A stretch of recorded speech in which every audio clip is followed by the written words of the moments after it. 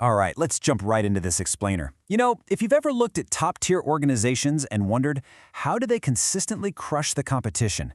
Well, I can tell you it is rarely about sheer luck. It really comes down to a razor-sharp, surgical understanding of their own internal operations. So today, we're going to unpack exactly how businesses systematically build margin and gain a serious edge using Michael Porter's value chain analysis. Think about the absolute core problem literally every business on Earth faces. How do you take a bunch of raw, basic inputs and, poof, magically transform them into a final product that actually makes money? Well, the answer is that a company's business is really just a collection of distinct activities. And value? Value is simply the amount that buyers are willing to pay for what your product does for them. A firm is profitable as long as the value it receives is bigger than the total cost of creating its products. That gap right there between cost and value, that's your margin. And understanding how to continuously widen that gap is the absolute holy grail of corporate strategy. So, to make sense of all this, we've got 4 areas on the agenda today. First, the value chain concept. Second, defining primary activities. Third, the 5 primary stages. And finally, achieving competitive advantage. Let's get into it. Section 1. The value chain concept. You know, before we start inspecting the tiny gears of a business, we really need to step back and look at the machine as a whole. Now, take a look at this. This is a brilliant illustration of Michael Porter's framework, showing how a firm's operations are divided into primary and secondary activities. And notice how the entire diagram forms the shape of a massive arrow pointing directly towards margin and value. That's no accident. Porter argued that you absolutely have to examine these activities separately to find the true sources of your competitive advantage. Up top, you've got horizontal layers. Those are your support activities. But down below, forming the literal foundation, are the vertical pillars representing primary activities. The underlying intent of every single thing listed here is to create value for the buyer and ultimately widen that margin. Moving right along to Section 2, defining primary activities. This is where we zoom in and separate the main actors on the stage from the crew working behind the scenes. Okay, the crucial takeaway here is the direct contrast. Primary activities are your doers. They physically touch the product or the customer. Support activities on the right, those are your enablers. Things like HR, tech development, and infrastructure are absolutely vital for sure. But the real magic and the core focus of our analysis today happens within the primary activities. By looking at these primary stages within the larger context of the whole value chain, we can see exactly where the margin is built. These are the traditional line activities directly responsible for physically making the product, selling it to the buyer, and supporting it afterward. Which brings us to Section 3, the 5 primary stages. Let's actually map out this product lifecycle. Here they are, Porter's 5 primary stages. Think of this as a sequential timeline that takes raw inputs and turns them into a customer-ready solution. We're going to walk through each of these 5 pillars right now because, and this is key, unlocking massive margin often comes down to mastering just one of these specific pillars. Kicking things off, we have inbound logistics. Basically, how do you get the fuel, the energy, and the raw materials efficiently into your organization?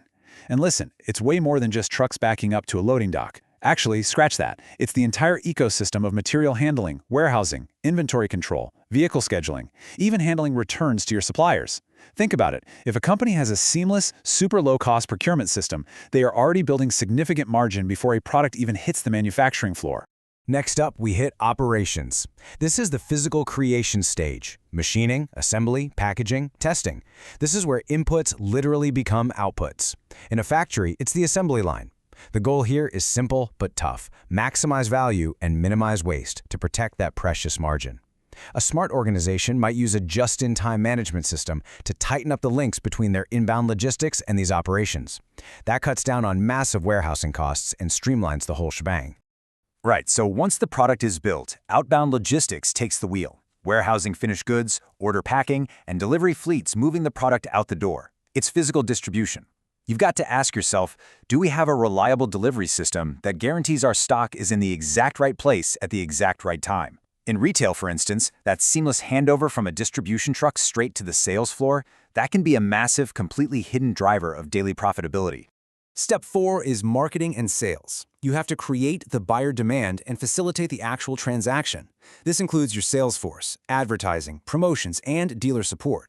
What's really interesting from our sources is that while this is a huge, dominant primary activity for a consumer goods company like Procter & Gamble or Sony, it might play a totally minor role at an investment firm like Bain Capital.